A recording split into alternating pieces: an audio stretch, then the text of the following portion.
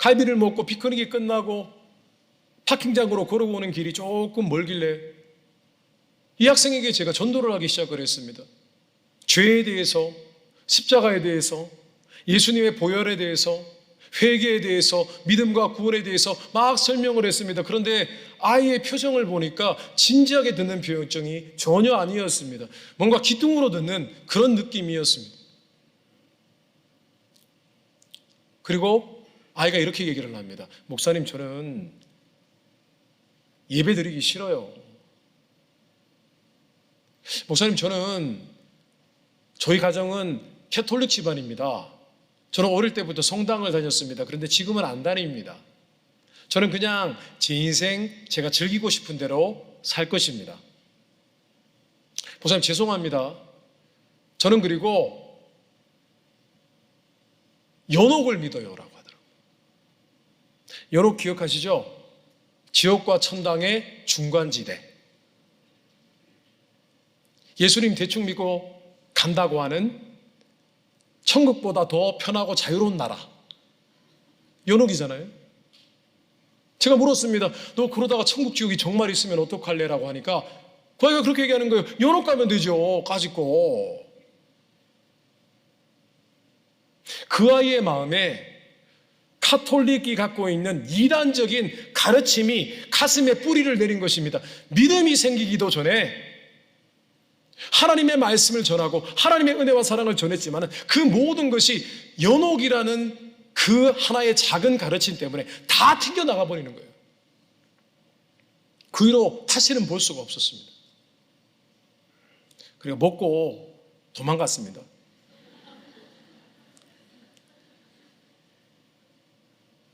성도 여러분, 신앙이라는 것은 하나님의 말씀이 우리 안에 살아 숨쉬고 역사하는 것입니다. 우리가 말씀을 깨달았다는 것은 뭐냐 하면요, 마치 고대의 아르키메데스라는 사람이 왕의 왕관의 무게와 부피에 대해서 고민을 하다가 욕조 속에 들어갔을 때 물이 넘치는 것을 보고 유레카라고 했습니다. 무슨 뜻입니까? I found it. 찾았다, 발견했다는 것입니다. 그것이 깨닫는 거예요. 그 말씀에 담긴 하나님의 뜻이 깨달아지는 거예요. 아버지 하나님의 마음이 깨달아지는 거예요. 그리고 그 마음에 떨림과 찔림이 있는 거예요. 제가 예전에도 말씀드리지 않았습니까? 하나님 말씀은요, 떨림과 찔림으로 역사해야 됩니다. 왜 떨림이냐 하면은 그 말씀의 진리가 깨달아지고 하나님 아버지의 마음이 깨달아지니까요, 마음에 전율이 오는 거예요. 전율이. 왜 찔림입니까? 하나님 말씀을 들으니까 내 생각과 달랐던 부분이 깨달아지니까 그 말씀에 순종하지 못했던 내 인생을 바라볼 때 슬퍼지는 거예요. 그래서 후회하는 거예요. 그래서 찔리는 거예요. 그리고 그 말씀을 깨달은 것에 대한 감격이 임하는 것입니다. 근데 우리가 말씀에 대해서 심각하게 느끼지 못하는 이유는 이해는 하는데 못 깨닫는 거예요. 우리 속에 많은 것들이 있어서. 성도 여러분, 저는 예전에 하나님을 만나고 말씀으로 은혜를 받기 전에, 은혜 체험을 하기 전에 제 인생 철학이 있었습니다. 오는 사람은 안 맞고 가는 사람은 붙잡지 않는다. 이런 생각을 갖고 계신 분이 계세요. 그런데 그런 생각을 가지고 살아가면 내 이웃을 내 몸과 같이 사랑하라는 말씀은 어떻게 순종할 수 있습니까? 제가 목회자인데 그러한 신념으로 목회를 하면 어떻게 되겠습니까, 성도들? 우리가 존경하는 부모님, 심지어 선생님에 이르기까지 그분들이 우리에게 어릴 때 주신 교훈이 하나님의 말씀과 반대가 된다면 우리는 그것도 내려놓아야 됩니다. 고린도후서 10장 5절입니다. 다시 한번 읽어보겠습니다. 하나님 아는 것을 대적하여 높아진 것을 다 무너뜨리고 모든 생각을 사로잡아 그리스도에게 복종하게 하니. 아멘. 모든 생각을 붙잡아서 모든 너희들이 갖고 있는 모든 가치관과 모든 인생관과 모든 신념과 모든 것들을 하나님 앞에 복종시키라고 했습니다. 성도 여러분, 깨닫지 못하는 마음인가 그렇지 않은가를 한번 가만히 우리의 심연을 들여다보시기를 바랍니다. 깨닫는 마음이어야 됩니다. 진리로 경험이 되어져야 합니다. 아버지의 말씀으로 느껴져야 됩니다. 오늘 이 깨닫는다는 사실에 대해서 기억하기 쉽게 제가 한 가지 재밌는 이야기를 해드리겠습니다. 오늘 말씀에 깨닫다라는 그런 표현이 계속 나오는데 헬라어 성경 원어로 발음이 뭔 줄 아십니까? 순이 M입니다. 순이 M이. 순이 어머니. 정말입니다. 제가 농으로 말씀드리는 게 아니라 정말 헬라어 성경 원어가 순이 M입니다. 순이는 어머니의 말씀을 하면 깨달아야죠. 자, 외우기 쉽죠? 하나님이 말씀하시면 깨달아야 됩니다, 여러분. 가슴 깊이 깨달아야 되는 것입니다. 두 번째입니다. 따라해 보겠습니다. 약한 마음.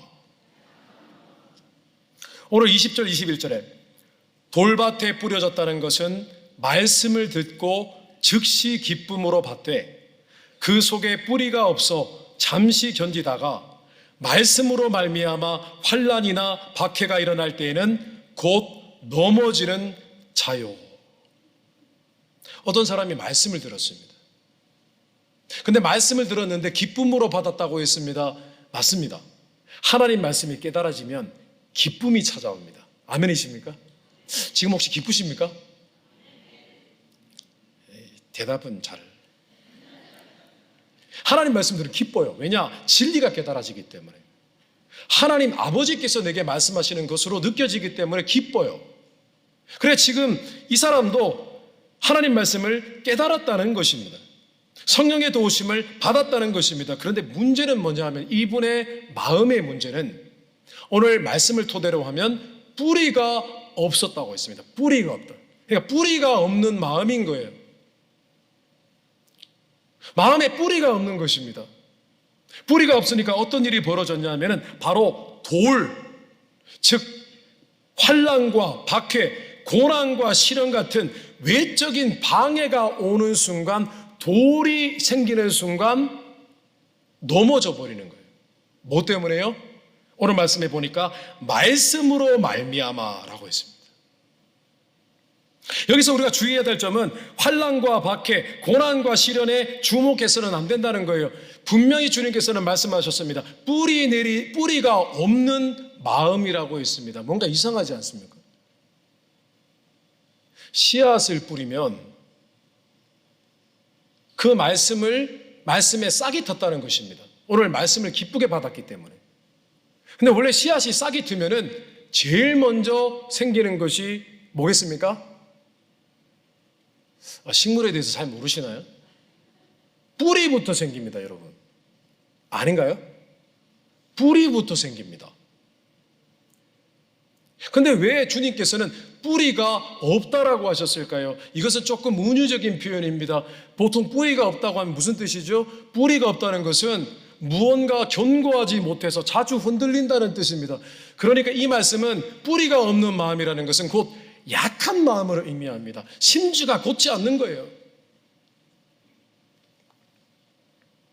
저는 오래전에 70대 어르신에게 복음을 전한 적이 있었습니다. 복음을 전했더니 얼마나 진지하게 들으시는지 모르겠어요. 막 들으시더니 감사합니다 그러면서 제가 그 자리에서 예수님을 영접하도록 도와드리고 기도까지 해드렸습니다. 그 다음부터 한 번도 빠지지 않고 예배에 참석을 하십니다. 그런데 후문을 들어보니까 예배를 들을 때, 말씀을 들을 때마다 굉장히 너무 기쁘게 듣는다는 겁니다. 말씀이 이해가 된다는 거예요. 그래서 저는 굉장히 신기했습니다. 왜냐, 한 번도 교회를 다녀본 적이 없으신 분이셨습니다. 뭔가 역사한다는 것이죠. 근데 어느 날부터 그분이 보이지가 않는 거예요. 자리에 이쪽에 항상 앉아 계시는데 그분이 안 보이는 거예요. 그분에게 복음을 전했기 때문에 제가 그분을 늘 주목할 수밖에 없는 것입니다. 성도는 이렇게 많은 분이 앉아 계셔도 어디 앉았는지 다 압니다. 주로 어디 앉으시는지. 그래서 제가 전화를 해보았습니다. 근데 도무지 전화를 받지를 않으십니다. 그래서 어느 날 기도를 하다가 갑자기 이상한 느낌이 왔습니다. 영적으로 뭔가 문제가 있는데?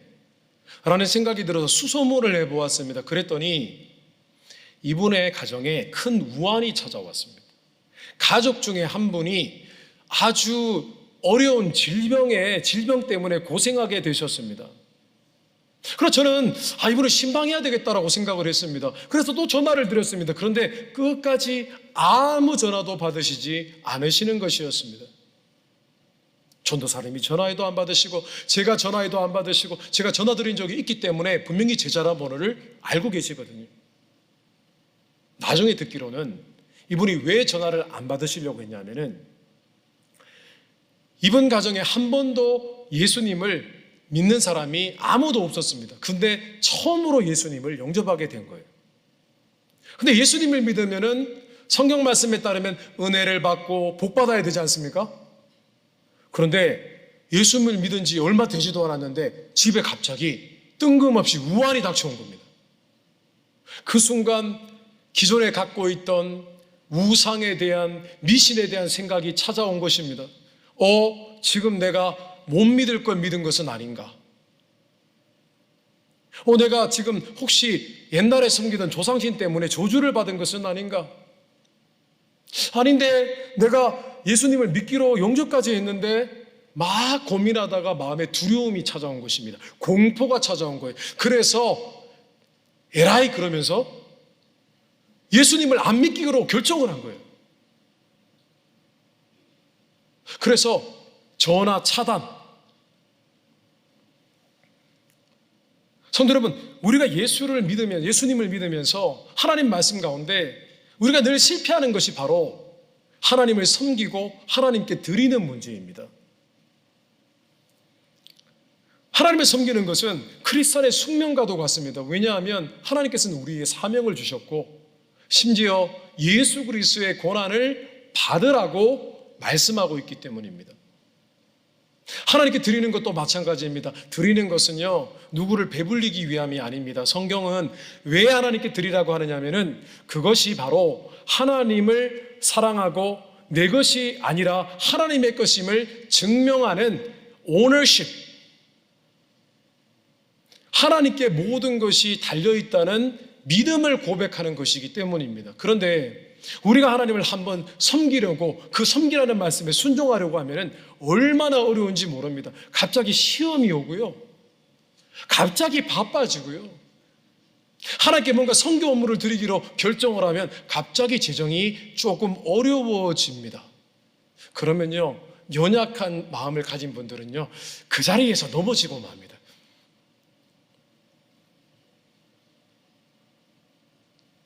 고난과 시련이 닥치면은 마음의 심지가 견고하지 못해서 열매도 맺기 전에, 그 말씀에 순종했을 때 받을 열매도 맺기 전에 다 포기해버리는 것입니다. 성도 여러분, 하나님 말씀은 역사하는 줄 믿습니다. 하나님 말씀은 능력이기 때문입니다. 그래서 하나님 말씀은 끝까지 견고히 붙들고 나아가야 됩니다. 버텨야 돼요. 말씀은 버티는 겁니다. 이사야서 26장 3절입니다. 우리 같이 한번 읽어보겠습니다.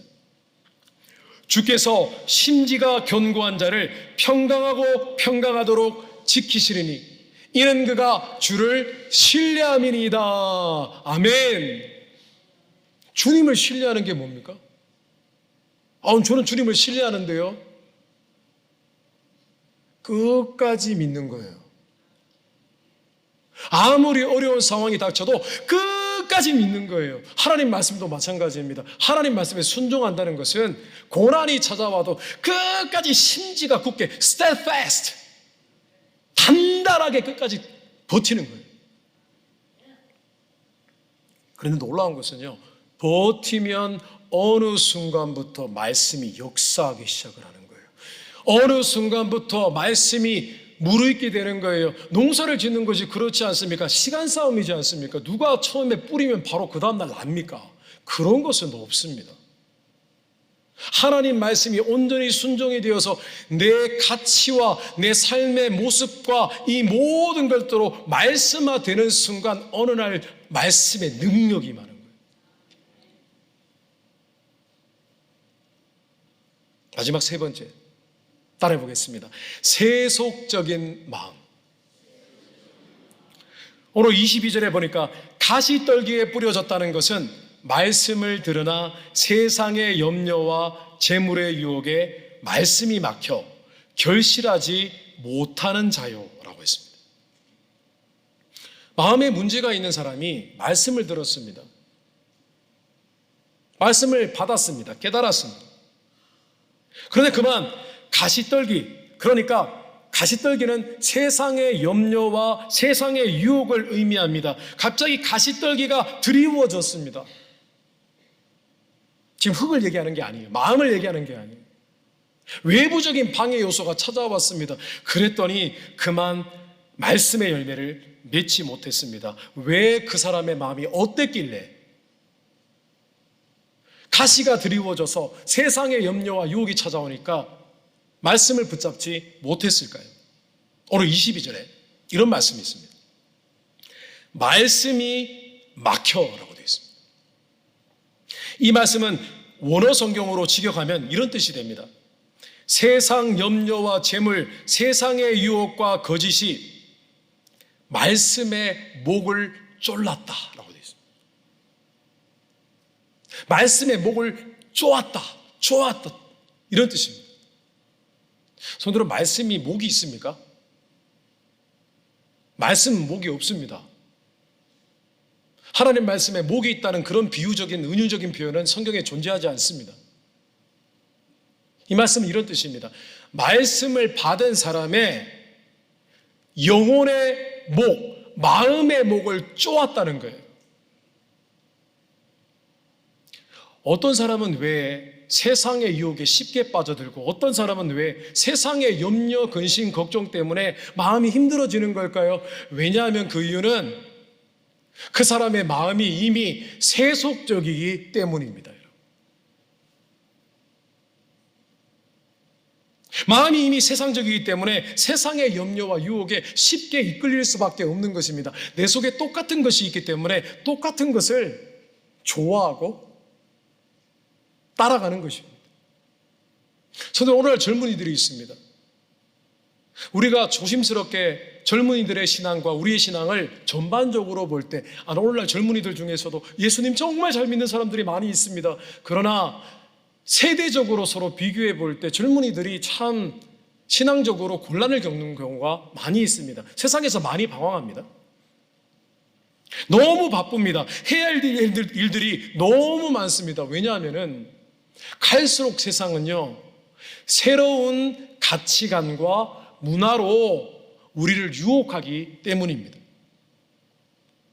오늘날 세상 문화와 가치는요 정말 무서운 게 뭐냐면은 그 속에는 나름 인간적으로 볼 때 정말 귀한 가치가 숨어 있습니다. 옛날에 누가 체계적으로 운동을 했습니까? 오늘날은 우리 젊은이들은요 짐에 가면은 2시간씩 운동을 합니다. 근데 그것이 참 좋은 것이 건강해지기도 하고 몸이 아름다워지니까 다른 사람이 보기에도 좋은 거예요. 그런 무수한 가치와 문화들이 너무 많기 때문에 삶이 늘 바쁩니다. 그래서 늘 그런 것들이 중요한 세상 가치에 마음이 물들어 있기 때문에 어느 날 나 이제 교회 가서 예배 잘 드려야지 라고 하면 작심삼일이 되어버립니다. 어느 날 갑자기 친구가 옵니다. 친구가 와가지고 야 이번에 정말 아주 좋은 것이 있는데 우리 가서 한번 구경하러 가자고. 그러면 마음이 스물스물 그러다가 그냥 그쪽으로 가버립니다. 이번에는 꼭 내가 선교 가야지, 선교 업무를 하나님께 드려야지라고 하잖아요. 그러면 어느 순간에 갑자기 세상에 더 바쁜 일이 생깁니다. 더 재정을 풍부하게 할 수 있는 그런 일이 생깁니다. 그러면 내가 시간을 낼 수가 없을 것 같은데 어느 날 갑자기 TV의 광고에 내가 좋아하는 새 모델이 출시가 됩니다. 그러면은 이번에는 못할 것 같은데. 저는 이게 남의 일일까요? 오늘 우리의 일입니다. 세상이 사람들의 영혼의 숨통을 조여오는 거예요. 막 조오는 거예요. 쪼오는 거예요. 아닌데 사실은 그거 별것도 아닌데 그냥 세상이 만들어준 염려, 근심, 걱정인데 우리는 계속 그걸로 걱정을 하고 있는 거예요. 몸이 조금 아파도 결국 달라질 것은 별로 없는데 계속 그걸로 근심, 걱정을 해요. 세상에 있는 게 별거 아닌데 계속 그걸로 유혹을 받는 것입니다. 성경에 세속적인 마음의 대명사가 있습니다. 유명한 사람들이 있었습니다. 바로 유대인들 중에 사두개인들이었습니다. 이 사람들이 얼마나 세속적이냐면요, 이 사람들은 바리새인들이 철석같이 믿고 있었던 부활도, 천국도, 영혼의 존재도 믿지 않았습니다. 왜 그들이 그냥 믿으면 되는데 왜 안 믿었을까요? 왜냐하면 그들은요, 세상에 살아가는 데에 현실을 늘 중요하다고 생각하고 세상의 문화와 가치를 다 받아들이고 살았기 때문입니다. 생각해 보세요. 세상에서 열심히 살아가고 있는데 천국 생각하고 영혼 생각하고 부활에 대해서 생각하면 자신이 이 땅에서 열심히 살아간 것이 허무해지잖아요. 오늘날도 마찬가지입니다. 우리가 천국에 관심이었고 지금 천국에 당장 가고 싶어하지 않는 이유가 뭐겠습니까? 왜냐? 이 세상이 마치 전부인 듯한 세상 가치가 우리 마음을 이미 물들였기 때문입니다, 여러분. 천국 가기 너무 이른 것 같아요. 성도 여러분, 세속적인 마음은 정답이 없습니다. 하나님 말씀이 다 튕겨져 나갑니다. 그래서 세속적인 마음도 마찬가지고 이 모든 마음의 해결책은 회개밖에는 없습니다. 자신이 얼마나 세속화되었는지, 염려할 일이 아닌데 염려했고 대단한 일이 아닌데 얼마나 좋아했는지를 우리는 깨달아야 됩니다. 그리고 하나님 앞에 참회해야 됩니다. 통렬하게 회개해야 됩니다. 그래서 다시 경건하고 순전한 마음으로 회복되어야 됩니다. 성도 여러분, 알고리즘이라는 말이 있습니다. 알고리즘 기억해 두셔야 됩니다. 요즘 젊은 세대를 따라가려면 이 단어는 알고 있어야 됩니다. 알고리즘, 영어로는 algorithm. 이 단어의 의미가 뭐냐면, 원래 이 단어는 수학적인 컴퓨터가 계산을 하는 연산작용의 과정을 표현한 말입니다. 그러니까 이렇게 과정이 돼서 어떻게 처리하고 이렇게 처리해서 어떤 결과를 낸다라는 그 과정을 설명하기 위해서 알고리즘이라고 하는데, 오늘날 과학이 너무 발전하다 보니까 AI, 인공지능을 개발하다 보니까 인공지능에 결국 프로그래밍을 하려면 이 AI가 생각하는 패턴을 집어넣어야 되기 때문에 알고리즘을 집어넣는다를 표현을 하다 보니까 사람의 생각도 알고리즘이거든요. 내가 어떻게 생각하고 판단하고 하는 과정이 있거든요. 그래서 오늘날도 사람이 어떻게 생각하고 어떻게 결정하고 사고하는 그 과정을 알고리즘이라고 표현을 합니다. 그런데 성도 여러분, 예수 믿는 사람은요, 우리의 생각의 알고리즘이 어떻게 돌아가는지를 알아야 됩니다, 여러분. 이것이 세속적인지 아니면 거룩하고 영적인지를 우리는 생각해 보아야 됩니다. 우리가 어떤 알고리즘으로 생각하는지를 생각해 보아야 됩니다. 자녀가 공부 좀 못하면요, 당장 자녀가 뭔가 망할 것처럼 염려가 되십니까? 그러면 우리의 마음은 이미 세상 알고리즘으로 꽉 차 있는 거예요.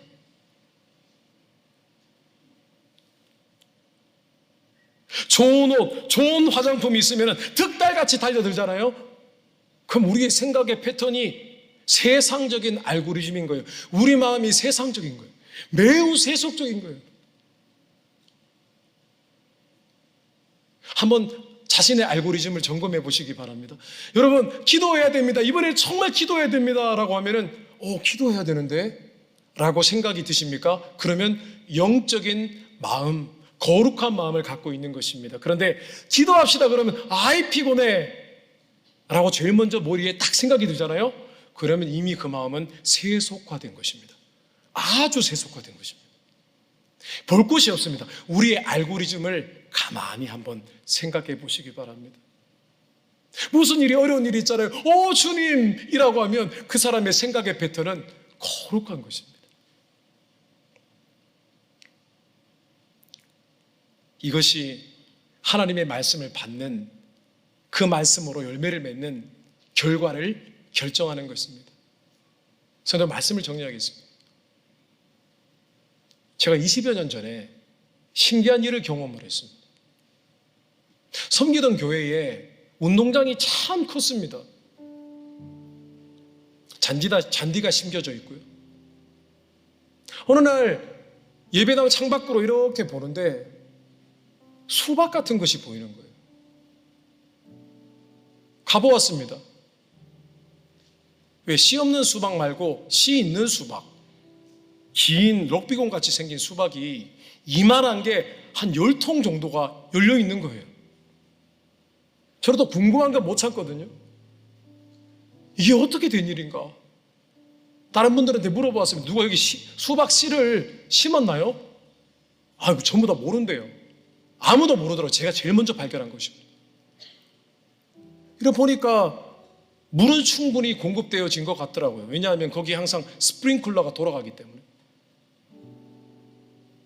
어떻게 가꾸지도 않았는데 이렇게 열매가 이렇게 큰 것이 맺혔을까 고민을 하면서 이렇게 유심히 들여다보니까 흙이 색깔이 까맣더라고요. 손으로 까만 흙에 대해서 아십니까? 토양이 영양분이 되게 많으면 흙 색깔이 까맣습니다. 흙이 좋으니까 누군가가, 제가 추측컨대 한 해 전에 누가 그런 씨 있는 수박을 준 것 같아요. 그래서 제가 뱉은 것 같아요. 죄송합니다. 휴지통에 안 뱉어서. 근데 뱉었는데 그냥 그게 온 거예요. 성도 여러분, 깨닫지 못하는 마음이 아니라 깨닫는 마음이 되어야 돼요. 연약한 마음이 아니라 심지가 곧은 마음, 세속적인 마음이 아니라 순전한 마음으로 회복되어야 됩니다. 오늘 내 마음을 놓고 회개하는 가운데 이제는 그 마음이 기경이 되어서 30배, 60배, 100배가 도대체 어떤 의미인지를 한번 말씀의 능력을 경험해 보게 되시기를 주님 이름으로 축원합니다.